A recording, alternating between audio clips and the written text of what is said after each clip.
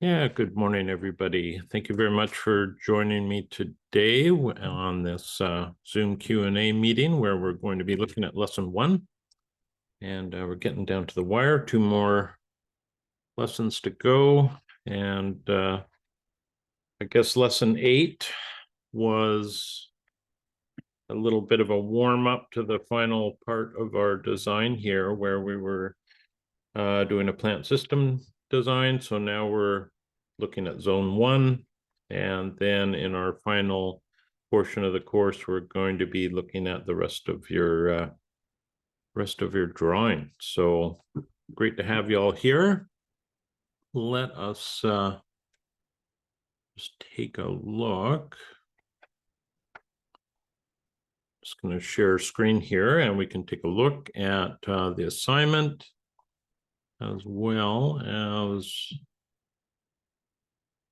Q&A document.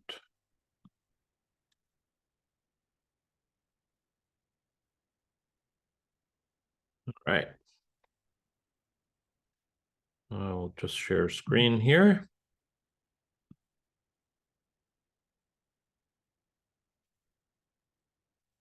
Okay. Yeah. Well, I think the first part of lesson 9 is pretty straightforward. We are just looking basically for some information on building survey based on what Indigenous people would do to construct their homes, and a little bit about that, a little bit about what we can take away from their knowledge, and any constraints that this may incur. So that is pretty straightforward. I don't think there is too many questions about that. I think what I'll do, unless somebody has a question, is I'll just go on to the zone 1 integrated design here. So we're now starting to get into the final part of this course, and it's great to be taking all of basically taking all of the site analysis that we've compiled over the previous weeks and now really starting to be able to look at your design in terms of a big picture, right? So I'm sure it would be much different than when we started the course.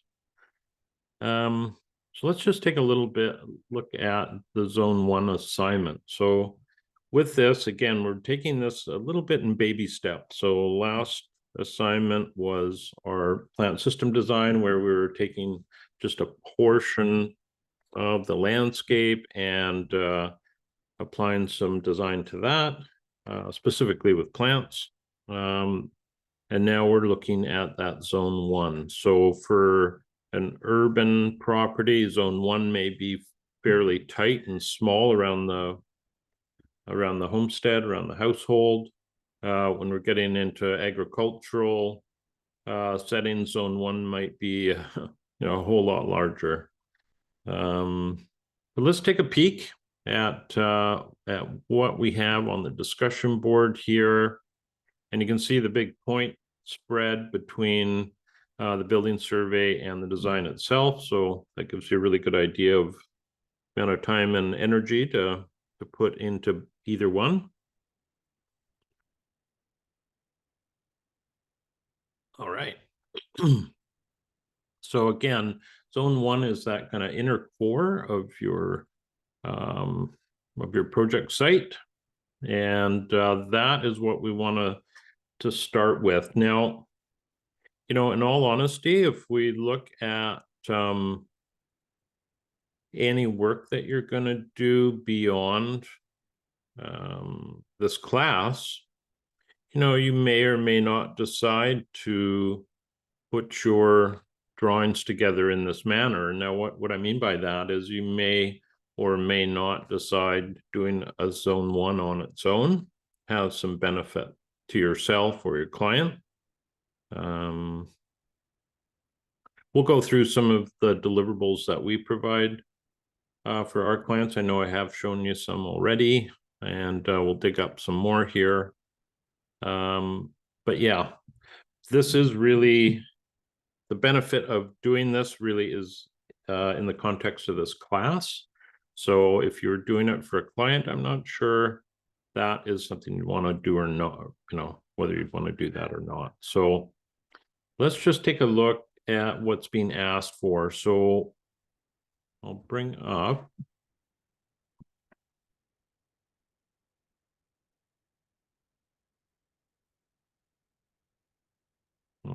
the template file here so we can reference that.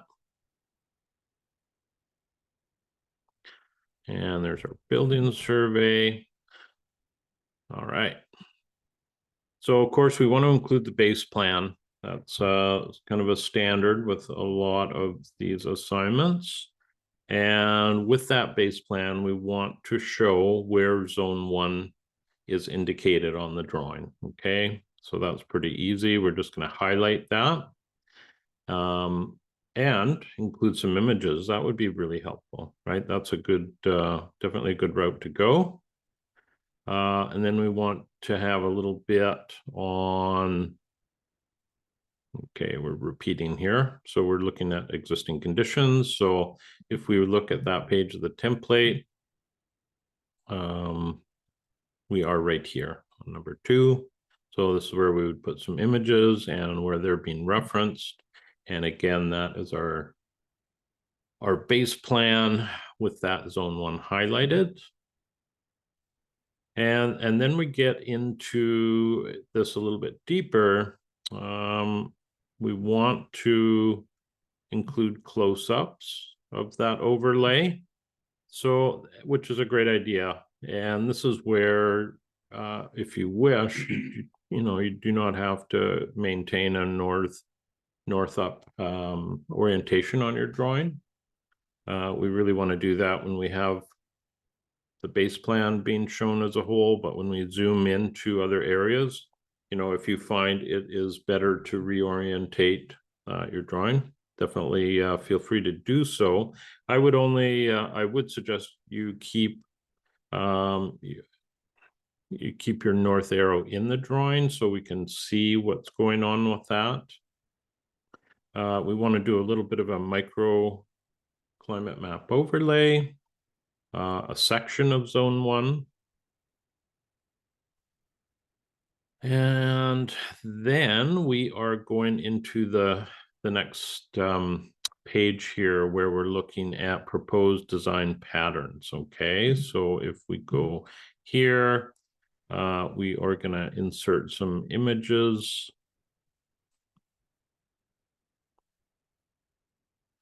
I don't think these are, there we go. So it's actually number 129, not 127. So just like any design, we really want to state our goal. Why are we doing this, or why does the client want this done? So that's our first part. We want to include a map of zone 1 and with general design patterns or goals written on it, and some of the strategies. So let's take a look at that again. So it's a pretty condensed little design sheet here. We can have our zone 1 highlighted. And the suggestion here is to use the grayscale base plan. And then we're going to talk a little bit about patterns and some strategies. And then we're going to the next page here where we look at water management. Okay, so what we want to know here is within zone 1, what kind of plans you have for that. So the strategies, you may or may not have, it's possible there's very little going on in zone 1 in terms of your rainwater management or water management. So don't worry about that if that is the case. And it may be the opposite too. You may have a lot going on. You may be actively collecting in a cistern. You may be sending this off to a rain garden. Maybe doing all sorts of things there. So we certainly want to know what's going on here, as well as where taps and downspouts are. It's funny, I never, in any of the designs that I do with my wife, never show where tap locations are, and probably because it's for our work, it's completely irrelevant. We never irrigate from a hose bib on a house. We're always building in irrigation to a system, so that means we're taking the water from the main water line going to the house. But again, that's a whole course onto its own. So if you are relying on taps for irrigation purposes, it is good to indicate where those are. And I would encourage all of you, if you want to learn a little bit more about irrigation, is to, go down that rabbit hole. It can be quite large. But it's a really important part of the whole picture, especially if you're installing landscapes, is just to know how to do that. And when we first started doing large landscapes, we had people come in and help us with that. And that was one of the quick ways we learned the do's and don'ts on irrigation. Let's see here. So that is a big piece. So when my wife and myself do our design work, we prioritize water. And I'm sure you have seen that demonstrated in some of our deliverables. And we'll go through that today. But that's one of the first layers we do after we finish our site analysis, because, in our opinion, this is what really drives the landscape. Even where we live, where we have pretty reasonable rainfall, annual average rainfall. But like many places on the Pacific Northwest, a lot of that rainfall comes during the dormant season, and then we're quite dry through the growing season. So it does require a little bit of a double, not a double-edged sword, but we want to ensure that we have good stormwater management for the winter months, but while doing so, we're not draining off all of our resources. And I know that's going to sound a little bit funny, but that's the key. And that's an ongoing thing. I would say, even with some work we did on our homestead last fall, we put in a large rain garden, we put in a pump chamber for our rainwater harvesting system. We kind of expanded that, and it's the beginning of November, and our collection is completely full now. We had to drain a little bit of it down, just because we need to leave 10%, at least 10% of air in our cisterns during the winter, because if we get a really hard frost or a really deep cold spell, we can have that ice form inside the cistern, and it can actually heave the top of the tank. And that's happened to us once. We had the top of our cistern get pushed up significantly, and it didn't ruin it. It just scared us. You don't want to be having a cistern go down that way. But yeah, so the water is the biggie, and we want to make sure that we have a really good handle on where all this is going on. But where I was going with my story is that even a year later, we're observing some of the nuances of our system and making little changes to it. And we're actually going to put in another, we're discussing the option of putting another rain garden in very close to where our well is. And it looks like we've had a little spring pop up in our property. It's always been there.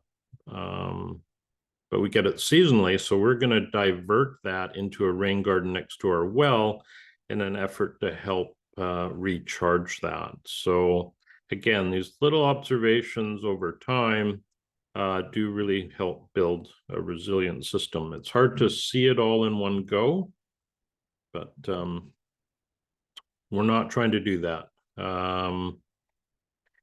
All right, so if we get through that water portion, which is right here, then we're on to the next part of the assignment where we're looking at that proposed plan. So this is where we're going to be detailing, various landscape features, and that might include earthworks and vegetation, could include some structure. It might include patios or walkways or retaining.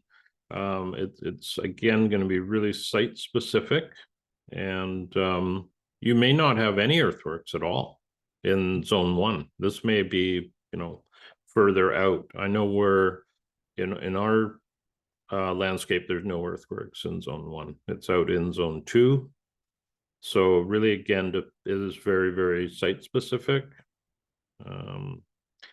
And we want to specify some of the strategies, right? So, and those should be pretty easy to have come to the surface, right? And this could bounce back into the water management. I know, for instance, with the strategies in our landscape, and this would go beyond just zone 1, our strategy is that other than our annual vegetables, which we know are they're typically vulnerable little plants. They need lots of cordling through the year, and they require a lot of nutrition and water. So we're all over that. Our permanent plantings that we have, the strategy we're trying to implement there is to have no supplemental water after establishment. And that might sound simple, but it is not. And it's sort of ongoing work to try and get there. And rain garden was part of that. If you check out Brad Lancaster's rainwater harvesting book, rainwater harvesting for dry lands and beyond, he gets into a lot of strategies for dry climates, of course. Tucson, Arizona is where he is from. And it's very interesting to go through that and apply those strategies to, say, the Pacific Northwest, where we're not a dry land, but we might as well be during our growing season. Now, so the trick there is just that winter storm management, making sure that we do not drown out areas. So there's always overflows, there's always contingency to redirect water, which may not be evident in some of Brad's work, where they just get surges of rain and then they're dry for quite a long time. And let's see here. So we want to address some of the elements within zone 1 around the main structure. That's obvious. And it's going to be in response to microclimates. So that, again, is a really good thing to consider. I know, again, with our homestead, the southern portion of our property that we walk out to has our kitchen garden, has a covered cooking area, has a seating area for guests and for us. So in the summer, that's our real main hub. We don't have to go very far out of the house to enjoy the outdoors. Now, at this time of year, that's a little shady. So we shift over to the west side of our house and get the late day sun there. So where I'm going is this microclimate does play into usage quite a bit. Or It may play into the type of plant material you have. There may be several things that this has a direct impact on. So, and now we're going into zone 1 proposed plan, focus on energy systems. So this is probably a piece that doesn't get enough attention from most people, because we generally we're pretty focused on the land and what it's going to provide, and maybe some space that we can enjoy ourselves in, but the energy systems are they are an important piece, especially if for some reason they start getting disrupted in our society, right? You just don't know the way things are going right now. There could be, potentially there could be some disruptions in power.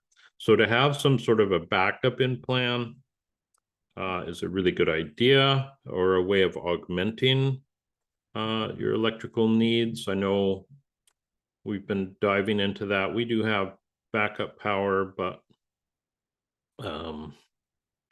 yeah, we're probably going to go down that solar path over the winter, and we want to try and replace our current 6.5 kilowatt generator that we have, that it's not used very often. We're in an area where if we're out of power, we might be that way for a little while. So it's good for us to have, because we have a well that needs electricity to get water out of it. But we're looking at getting some solar backup to replace that. And that's not an easy thing in the Pacific Northwest, where the skies are so gray during the winter months. So you end up needing quite a bit of battery backup to provide yourself with that. However, it's really worth considering, what on some of these what ifs, without getting, paranoid about it. You just try and consider how life would be without energy. And if you're on a property that has a well, you don't have to go very far to figure out you have no water.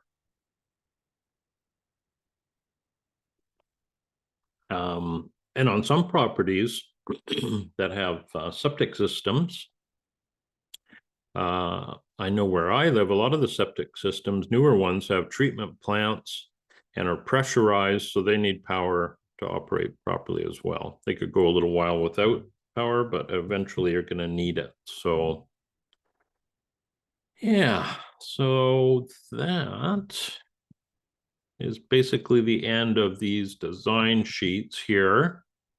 And then, of course, we have our SWOT analysis and any comments, questions you have. And then, of course, the next step is the big concept plan, the overall, and your local network survey. So does anybody at this point on the call have any questions or anything they'd like me to go over right now?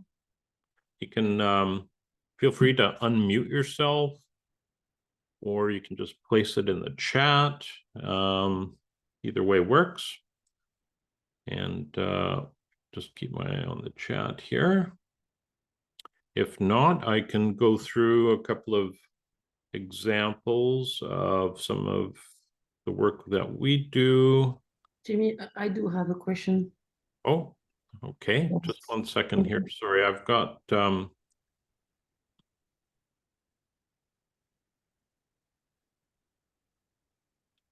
we go. Now I can hear you. Thank you. Yes, I do have a question, and it concerns energy, and it's related to what you just said about your property. Here on the site, there is something weird happening. We have a well that works with electricity, but for reasons that I guess it was practical at the time to do that, they created a special account, like a special box, right, at the well, that is not related to the box that we have in the house, right? So there are two things. And when we asked, we did some sort of survey with the energy provider for solar, and she was saying that that's a problem because unless we put together the two systems and create one, which means because the well is far from the house that we have to trench, and it's a big work to do, and it's also very costly. So we are kind of stuck because and yeah and then of course there is the possibility to install two systems, but that would be very costly, like one at the well and effectively, like you said, because we are in Oregon, although in Bend it's a bit more sunny in the winter. But so we have this thing, we're like, wow, how can we address this?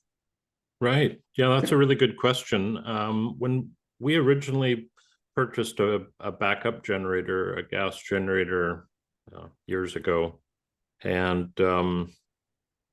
at that time we had an electrician put in what's called a generator panel. So close to our main panel, they put in what's called a generator panel, and it has certain circuits on it. So our well pump, our office, a few essentials in the house, all those circuits are controlled in that panel. So they're not duplicated. That's just where they are. It's almost like normally it's like a sub panel, but they call it a generator panel. So what happens is our power goes down. We basically disconnect that panel from the main breaker. So it's very easy to do. You just pull a couple of switches. So now it's all isolated. So if our power comes back on, we're not getting a surge coming into the generator panel. That would cause a lot of issues. So with that generator panel, it's very easy to isolate if you're just going after a few key items. And that's primarily what we do. If you're going into a whole house system, I don't have enough knowledge to help you out with that, but there is lots of really good online YouTube channels. Gosh, there's one in particular. I'll find the name of it for you. And they're really geared quite well for beginners and intermediate people, and you get you definitely get a good idea of the different components that you need. But yeah, it's one of those things for me. Electricity is a little bit on the spooky side. I'm not 100% comfortable with it, but I know I have to dive into this, so we're just gonna do our best with it and bring in an electrician as needed.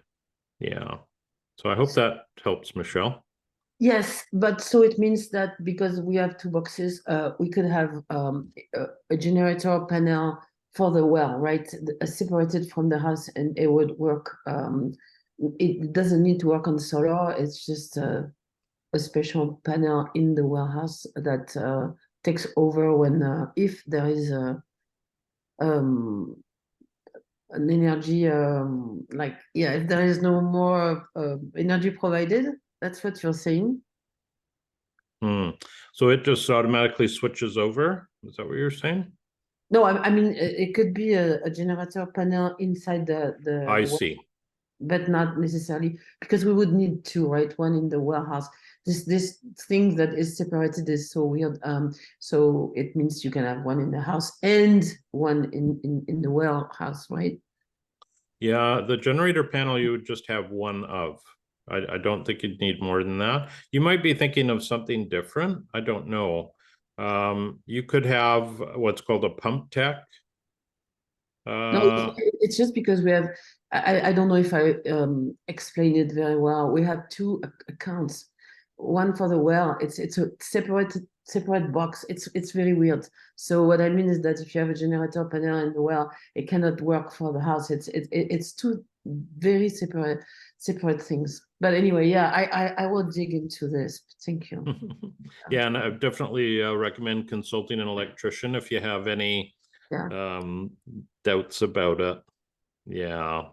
So it Mm. sounds like you have two different electrical feeds. Yeah, we have two Yeah, machines that counts the like 2 electricity. meters.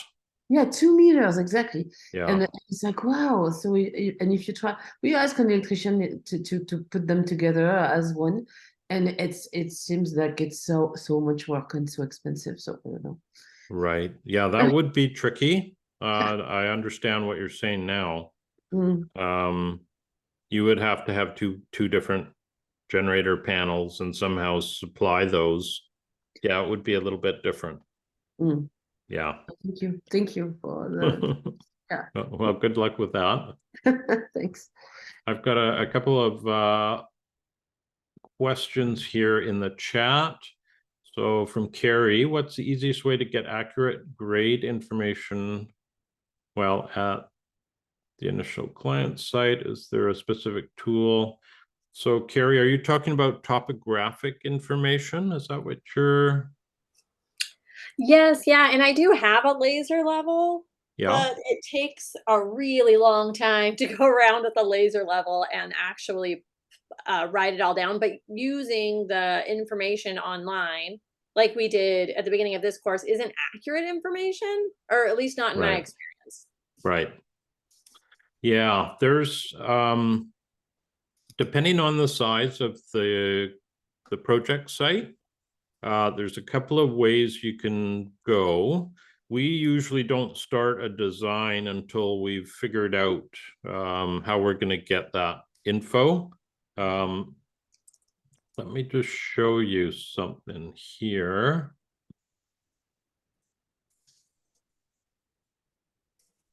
Let's see if I can find it.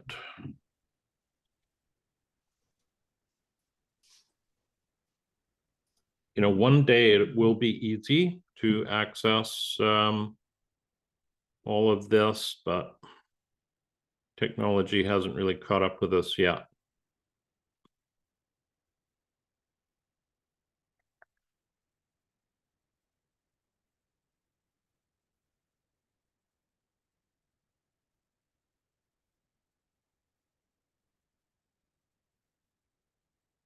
Okay.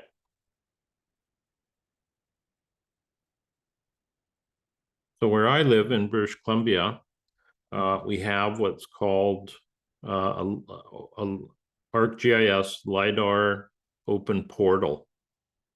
So anywhere there is this highlighted color, which is pretty much where the populated areas are in BC. A lot of unpopulated areas or less density. Anywhere you have this, I can get what's called, you know, raw LiDAR data. So this is kind of a long answer to your question. So basically what it allows me to do is download data that a satellite has already picked up. And we use this quite a bit. It's totally free. And I know, for instance, Oregon has, you know, way better coverage than we do. We just look for a location. We find our location, our project site location. And I'm not doing that right now. But let's say it was in this square. I would just click the square and download this link. And, you know, over course of a minute or so, it's going to download this data for me.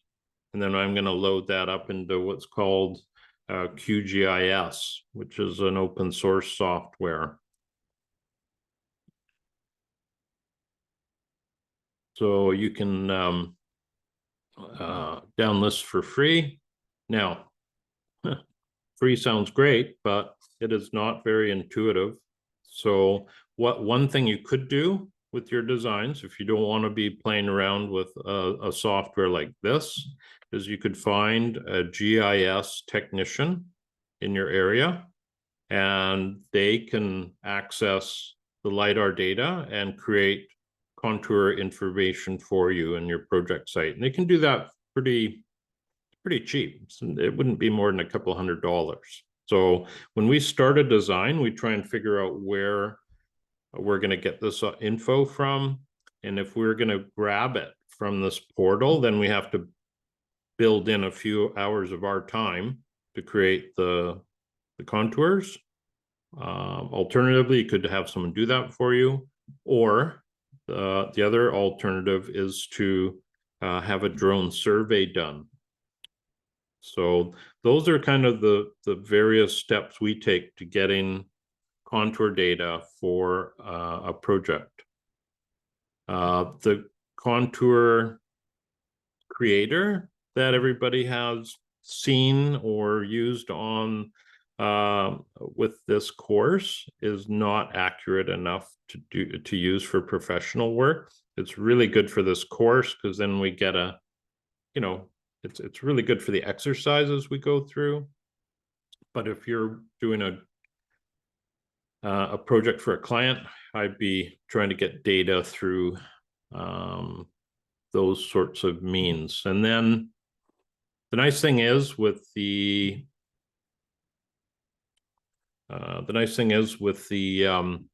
LiDAR data, you can get 1 foot contours most of the time. So that's lovely to have in an urban site. The only caveat there is if, let's say you're designing for a new property, a new build, the satellite data may precede that, right? So when you get that data, it may not match up well to what you're observing on the site because there's been disturbance from building. So that's where a drone survey is really useful. And there's undoubtedly a lot of people in your area that offer that. Either they use LiDAR on the drone or they'll use photogrammetry. And we've dealt with both. You get high resolution images, which is really, really nice. I'll show you an example of it if I'll just fire up my software here in the background. Yeah, so we'll take a look at that. Does that help you out, Carrie? Yeah, thank you. Yeah, I'll try the drone thing because currently, I mean, they have to be like precisely accurate because that's what I'm doing is the irrigation usually. So yeah, drones are really good for, as long as it's the only thing drones have issues with is if it's a wooded site and you're using photogrammetry, it has to see the ground. Way around that is using LiDAR because it'll go through foliage and you can isolate the ground from the foliage. But I'm sure the operator will be able to fill you in on that. And then we've got another question here from Brooke. For clients interested in irrigation, are there resources you could recommend for designing and installing lines? Well, that's a really good question. What I would do, see where I live, there's a couple of routes. We have what's called, well, we have an irrigation association in British Columbia. They do all the training and certification for contractors. So that's the first thing I would check out. If you have a local or state or county association that trains people in best practices with irrigation. So that's one of them. One of the simple things you can do to get a bit of a handle on it. Let me just in both Oregon and Washington, I don't know about other places, but you have to be licensed in both Oregon and Washington to install or repair anything to do with irrigation. Oh, that's great. Thanks, Carrie. Yeah, I am not surprised at all. And that's where I would start. I took training through our local association here, and it's a really good place to start. Versus watching somebody else do it, that may not be, it's kind of like learning how to drive. It's great if the person is competent. So that'd be a good place to start there, Brooke. Don't try and do it yourself in the first go around, that's for sure. It takes a little bit of practice, and if you do something wrong with irrigation, it can be unpleasant to fix it, given it's all buried. So yeah, if you're doing a design for somebody and you're not sure about irrigation, try and find a good contractor you can work with that would come in and do that for you. That would be my suggestion, rather than taking on too much in one go, because it takes a little bit of practice to learn all that stuff, and it's somewhat boring too. Okay, well, hopefully that helps you out, Brooke. Yeah, Selena here. How often do you ask for a drone survey? Well, that's a good question. Now,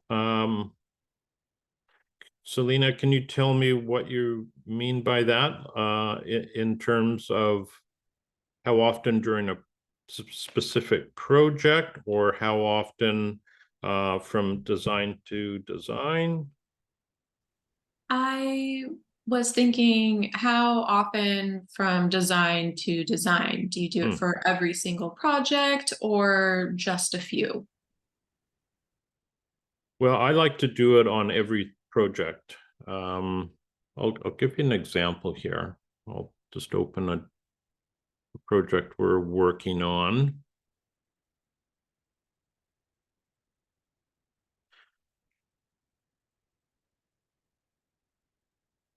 And I'll just share screen here.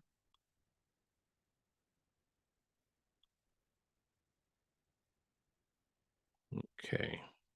I think you've probably all seen this particular drawing. Oh.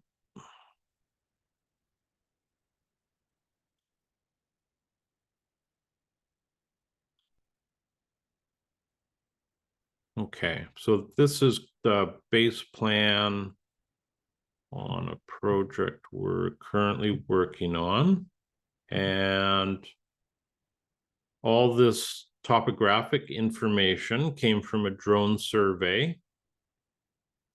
Unfortunately, this project site was about a mile away from the cutoff of the LiDAR data, so we couldn't access free data for this.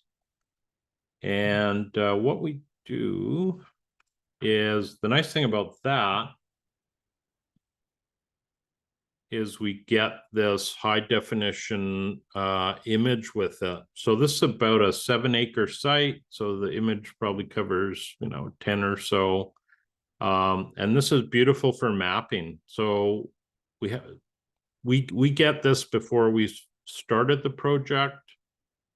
And you can see that, we can zoom in quite a bit here, and our resolution is quite high. I can see a bag of mix behind the barn here, right? So the thing I love about this is it really helps with mapping. So I don't have to wonder where the fencing is. I can see it. And normally that can be quite a nightmare, trying to map out things like fencing if you don't have really good overhead imagery. And same with the building footprint, parking, a deck on the back here. Now it gets tricky here because this is the driveway coming in, and we lose it. And then so the driveway starts here, it's a little bit here, and then we lose it. So we have to kind of budget a little bit. So to answer your question, on any project that is small acreage and up, want to go with a drone survey. It makes it so much easier for us to do the first step of our design process, which is documenting the site. And that's a pretty big part of moving forward. So if we bring up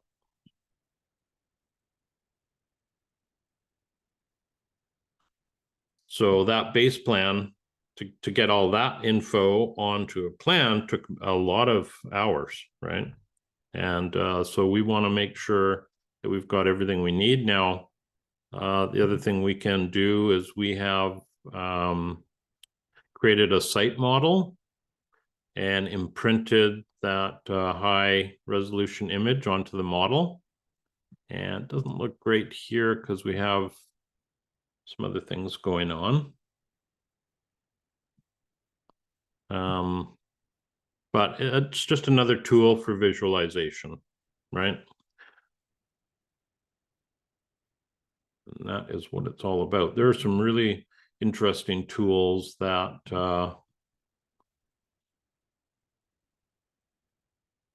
I can show you if we have time, but we probably won't have time today. Now, there are also instances. I'll show you another project here where we just used LiDAR.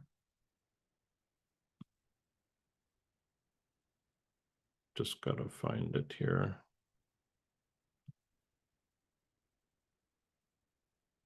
Oops.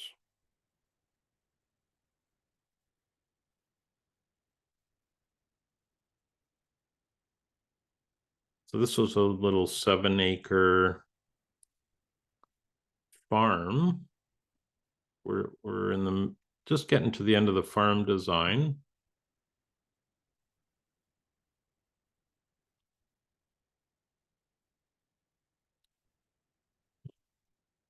So we created these contours ourselves using QGIS, and you can see we were able to get a huge chunk of data here. We could even get more if we wanted, and implement that onto the drawing as well. It is it's a site model, so we can look at it in a 3-dimensional. Might be hard to see, but we can see these drainage channels right in here that go through the site. That's why I don't do basically don't do any section drawings, because we have the ability to float around a site if we do indeed want to show different viewpoints or vantage points. So where was I going with this? Yes, so we started with this data, and then we had to fill in some of the blanks below. Now, I've got, as you can see, we've got so many ways to control visibility with our data here. And it's the first time I've opened this file for a little bit, so I'm not sure what we're going to be showing you that's relevant, but in this case, I did not have a high definition image. I had, let's see here.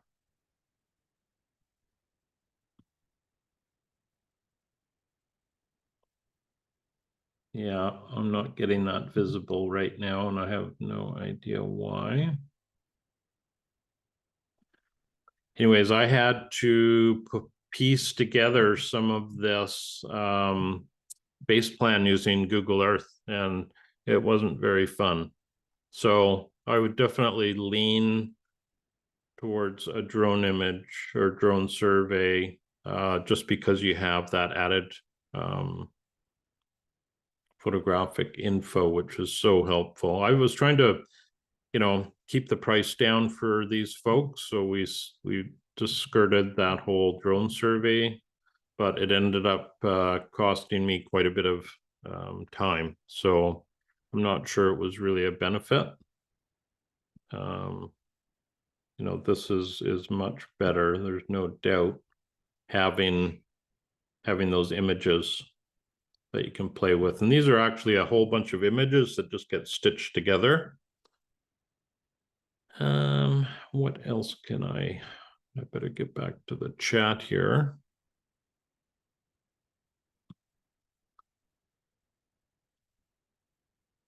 Okay. So I don't see any other, but does that help you, Selena, with that? Yeah, thank you. Okay, no problem. So probably the I didn't intend to do it today, but I could show you, maybe I'll get it set up for our next meeting. I can show you we have a 20-step process for our design work that I laid out one day, and I was quite amazed it was 20 steps. And I can certainly walk through it with you next in our next meeting, if that interests anybody. And a big part of that is estimating the project and what we do to, you know, how we go through that process. So have no problem doing that. I just I don't think I can find it on a whim here. It's buried in my Google Drive. I'll have to pull it out. So we put all of our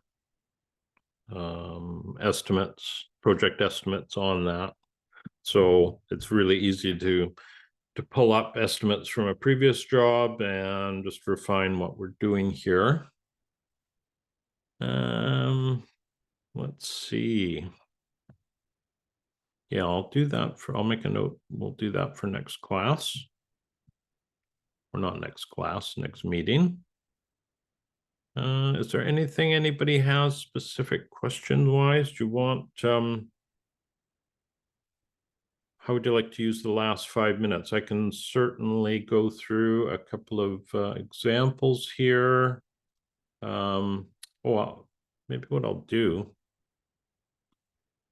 is I'll show you a software that we've been looking at to add on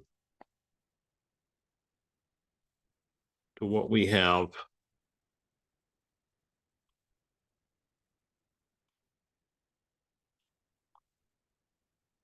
Yeah, so it's called Twin Motion.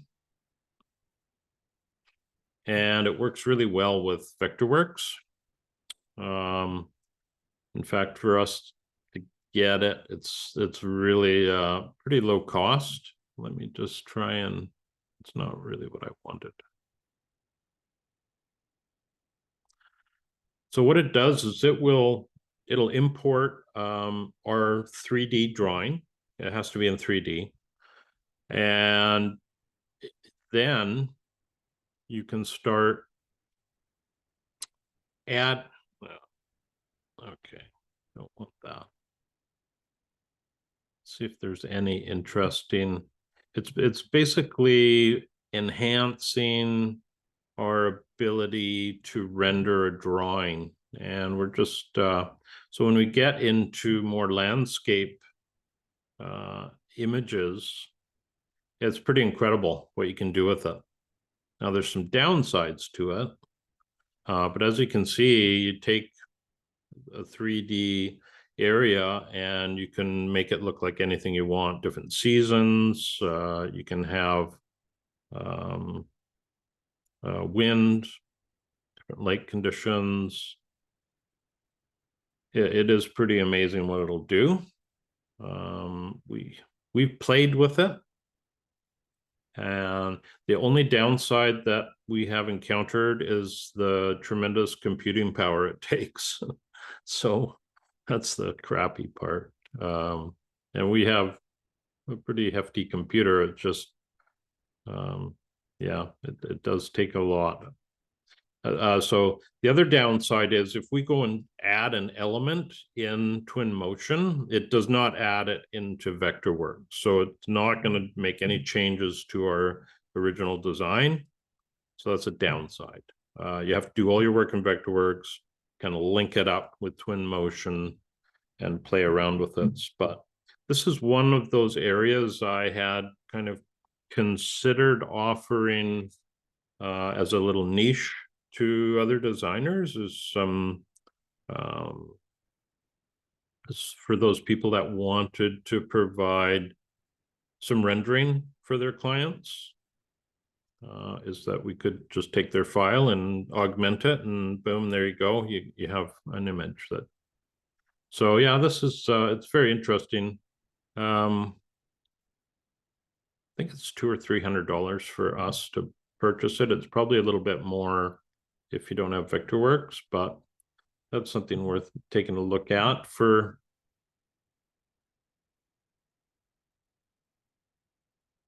I know that I've discussed this before. For anybody who wants to get going after the class and start designing, and you want the sort of a really good low cost starting point or platform, this is a really good place to start. If you have an iPad and an iPencil, is Morpheo Trace. We have this on our iPad. We don't use it specifically for design. We kind of do some rough concepts with it, but it's only about $35 a year. I mean, it's super low cost. It's a great starting point for anybody that wants to keep their overhead down. Okay. Got a question here.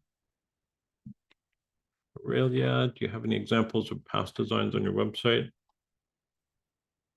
There should be. Yeah, you can check it out, jandesigns.ca. So there's 2 A's in Jan. I can certainly show you. Yeah, there would be some designs exhibited there. I haven't done much work on our website lately. Probably one of the better places would be going on Instagram. We're pretty try and be consistent on Instagram with posting stuff. And the last few weeks I've been posting a little bit on the different layers that we put together for our clients, from sector, compass, to a water layer, to access and soil. So that's kind of how we will lay things out for people. And I know I've talked about that before with everybody.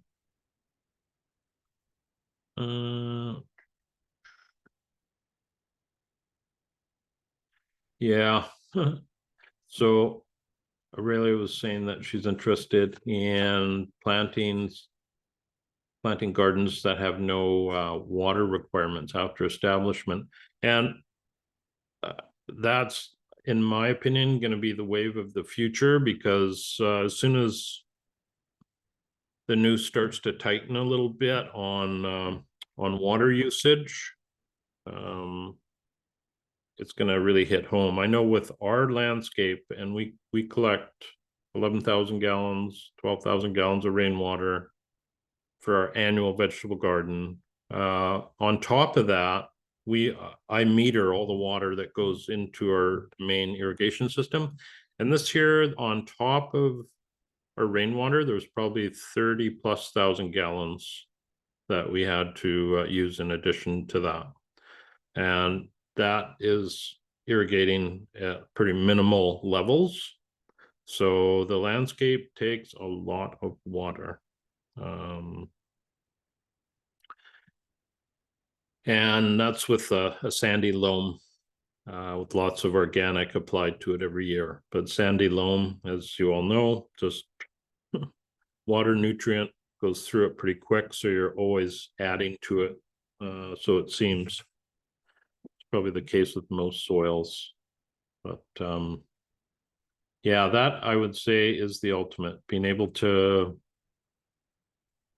irrigate during establishment, and then have your landscapes take care of themselves. And we've seen a little bit of that on our own property, where we've been here 27 years. And we probably renovated our landscape, gosh, at least 6 times. And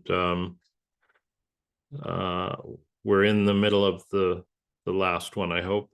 We're not quite done, And we can see plant material that we put in a couple of decades ago that has survived without any care, and others that hasn't. So it's when we first got here, all I wanted to do was create. So we were just continually expanding our footprint, and I overbuilt, and then we had to contract. So we had to abandon areas that we were unable to look after because our business, we used to have a little bit of time, and of course you didn't have that much cash, and then it starts to flip where you got more resources and more work, but you don't have time.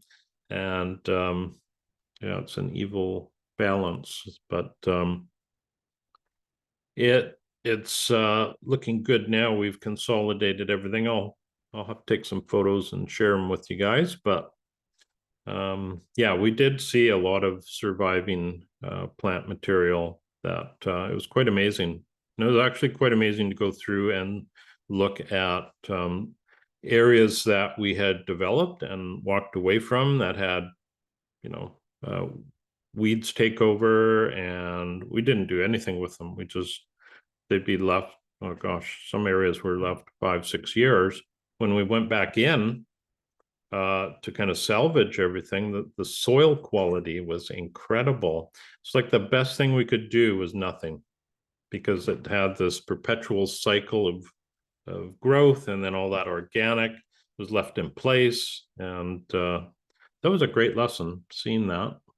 But yeah, so it looks like we're getting to the end of our meeting today. Is there any other questions that I can help anybody out with before we go?